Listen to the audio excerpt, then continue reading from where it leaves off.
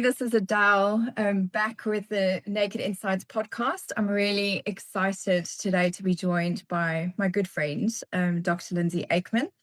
And as you know, within the Naked Insights podcast, we talk about all things health, relationships, and trauma.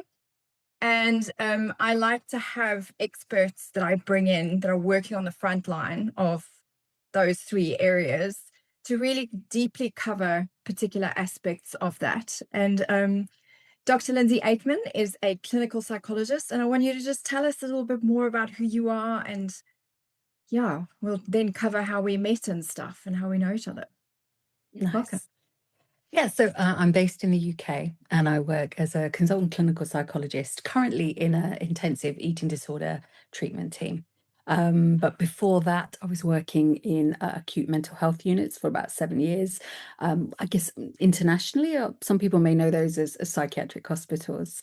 But that's apparently not enough for me. I'm a little bit greedy, and I also like to have a bit of a portfolio. So in addition to being a clinician, I am an academic. I think if you cut through the middle of me, you'd find a big old nerd. So I work at a university as well as an associate professor. And what I do there is train future generations of psychologists. So there's something about much as I get great meaning from working with people one-to-one in a clinical context, I can only help as many people as I can have hours in the day. And there's something about being able to train future psychologists that feels like it just has more reach, more impact, and you can really feel like you're trying to pay it forward to future generations. And I guess I would say it's certainly not a one-way street. I probably learn more from the people that I train and teach than perhaps I ever give credit to. There's something very humbling about just how reflective and insightful offering training and teaching to small intimate groups where there's lots of discussion and questions, and nothing quite keeps you on your toes with your knowledge base as when you try and teach and train others. So I have the two arms to my work at the moment. And that puts you in a really unique position to kind of not only talk about your clinical experience, what you actually see out there in the world, but also what's on the forefront of where we're heading from a psychological perspective. I mean, no pressure there, Adele. I mean, Yeah, as no if I know pressure. where we're but it certainly gives an additional layer of I guess insight to what's out there, the conversations that are being had. Yeah. Hopefully I can bring some of that. That'd be good. Yeah. So our relationship spans 20 plus years, I think. Didn't we meet on a plane? We met on a plane, yeah. Going to a mutual friend's wedding, and we'd never met each other before. I know. And this was before the days of mobile phones or much email or internet. And I think there was a tannoy message that went out to say, hey, if you're here for our friend's wedding, let's try and meet each other on the other side. And we did. And I guess it just went from there. It was a great wedding because it was one of those destination weddings in Greece. Or, I think it was Santorini, Eos, this whole little adventure. It was brilliant. But before we did that, there was this amazing night, because when we got to Santorini, there'd been a storm and the boats going to the Greek island we were going to were all cancelled. So I ended up spending an evening with you, and we were just talking about what we're passionate about, our values, what matters to us.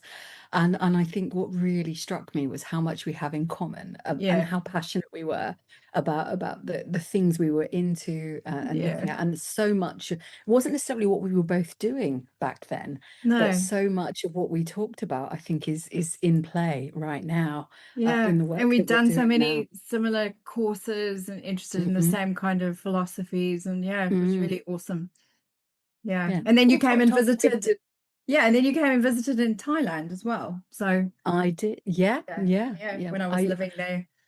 The chance to be in Thailand and near you felt too tempting not to just say, hey, by the way, I'm coming to Thailand. Are you around? And things lined up in a beautiful way.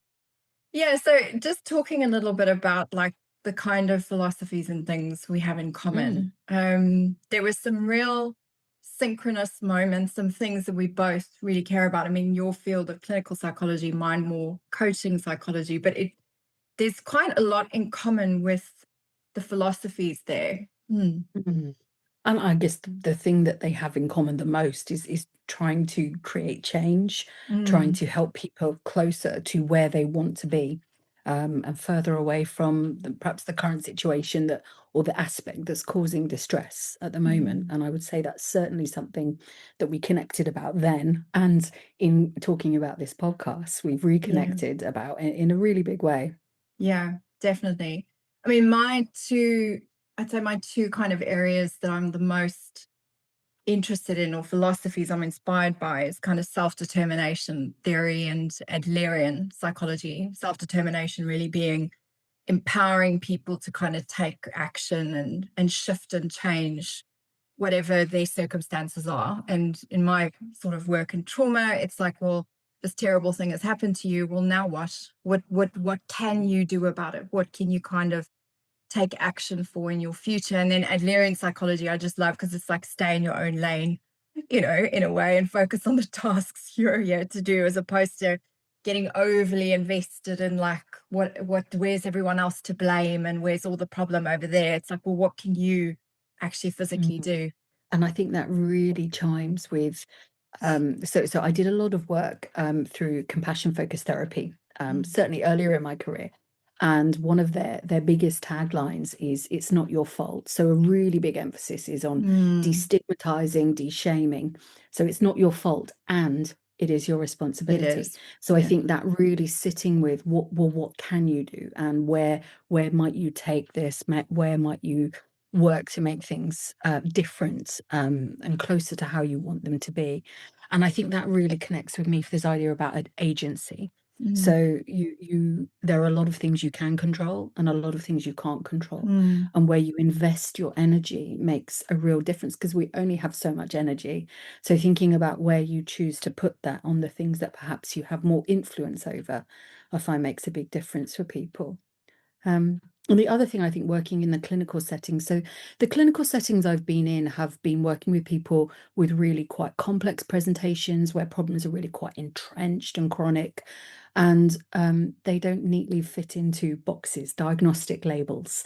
And mm, so thinking about how you take the time to really get to see the whole picture, so not just the labels, but really think about the intersection of the life that they've lived, the things that they struggle with, biology, psychology, all of that, how that comes together to really get a solid foundation of understanding, and from that, the acceptance to, I guess, sit with that understanding, and then think about that perhaps I maybe should have started with this, because then you come to the agency work. What yeah. can you do? Where can you create change and craft and cultivate, moving towards a direction that is much more aligned with what you want?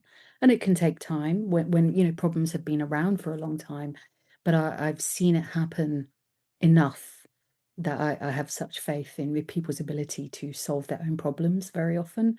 And I love nothing more than becoming redundant. Yeah, In some, me too. yeah, I yeah. love becoming redundant too, because I think I've just never gravitated towards wanting to work with people for like 16 years, and they make this microscopic Mhm, difference or change. It's like, we're all time poor. We want to be mhm, cracking on with our lives. So where we can kind of empower people to really get back to that, that's really inspiring mhm. and fun.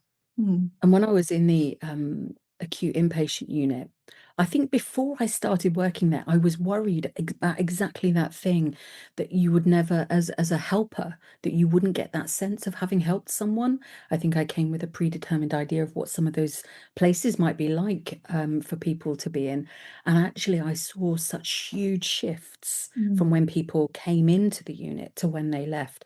By no means were things resolved, sorted, and they were, on in a great space, but in such a different space. It's one of the most inspiring places I've ever worked, actually, in terms Mm. of seeing the human potential for things to shift. Yeah, so Yeah, absolutely, seeing that yeah, change is, yeah, awesome. great. Cool. So that's a little bit about, I suppose, us and what we Mm, believe and think about. Now, what on earth is this season going to be about? So last season we sort of covered a whole range of topics, but this season we're a little bit more in the kind of looking at mental health and some of the debunking around Mm. stuff that is going on in that space, because there's so much stuff that people talk about on the internet nowadays, and I sometimes get quite irked with some of the sound bites or little Mm. things that are out there. What are your thoughts, Lindsay? I mean, there's some good stuff out there, Mm, absolutely, but I think that it's often overwhelmed by so many things that are there for the soundbite or for clickbait. And if you know if it's your field, you can differentiate between which is the sound advice and which is maybe not so advisable. But I guess if I were just someone looking for support or answers, I find it really frustrating that people might be digesting pieces of information that actually aren't helpful for them, or not evidence based, or so I think that there's so much out there that it's hard to know what is the sound, evidence-based, robust stuff, and what is just people putting content out there, but not necessarily coming from an informed position. So I mm, would really love to think about how we could use this season to think about some of those commonly misunderstood terms. mm. Um, yeah, whether we can do them justice, but we will try. We will try our very best. We will try our best. I mean, Mm, examples include just this idea that everyone you don't get on with is or always is a bit mean, or you have a fallout with is a narcissist. And mhm, we've all got a bit of ADHD and that kind of thing. mhm. It's OCD is another OC, one. everyone's OCD, There's my everyone's a OCD bit kicking in. Yeah. controlling, and there's my Mhm, OCD, and just these things that have kind of fused into our day-to-day language, but that isn't mm, always helpful, because people that actually suffer with the true kind of diagnostic criterion are, they really, really struggle in their lives. So I think it's kind of getting a little bit more accurate around what those different pathologies are, and not to over pathologize or identify mm. I ourselves with definitely things think either. we've taken in some of that very clinical language and brought it in and interpreted it into everyday life. And I get why people would see the things that are available online, and kind of try and make sense of a difficult situation or a difficult conversation. But I guess what we see is that how those things, absolutely, they might be really difficult, and that there is still a difference between that and some of the sort of the clinical levels of the presentations that might be out there. And it's just really understanding how we don't use labeling to pathologize people, to blame others, or to take away accountability for either taking action ourselves, and kind of put ourselves in a sort of a stuck position, which I don't think is helpful for anyone. So really thinking about how we can understand the language, and take meaning from it. This certainly isn't a criticism. I hear people in my personal life all the time use these terms, and I think if I went around correcting everyone every Oh time I no. heard that, I'd lose a lot of friends quite quickly. We know it's out there, and I think it's just really helping to contextualize it and bring it to life in a helpful way. And I don't know, but I think we've also spoken about how we're both really passionate about this podcast, or this season, offering things that are usable and Mhm. useful to people. So things Yeah. that can be taken away and thought about or implemented in some way that is helpful. I mean, that would be a great outcome for a podcast. Definitely. And to kind of, think about, well, if I find myself feeling like I might have a particular diagnosis, well, what can I do about it? Hmm. You don't necessarily have to go and hunt out a diagnosis. You can actually do quite a lot to shift some of the things that you're noticing yourself, and take control and have agency. So hopefully that will And be often those diagnostic understandings are on a bit of a continuum. So if you definitely. might think you're leaning towards whatever label might be over on this side, even if you think you could be somewhere along that continuum, along that line, Mm, there will still be strategies or things that could be useful, irrespective of whether or not you would meet the criteria for an official clinical diagnosis. There are still some really helpful ideas, techniques, strategies that people can implement that don't need to be reserved only for those who have an official, I should probably do air definitely. quotes, an official diagnosis. Mm. Yeah, because I think, an official diagnosis is it can be very helpful and very useful, but it's not always necessary to go and get that.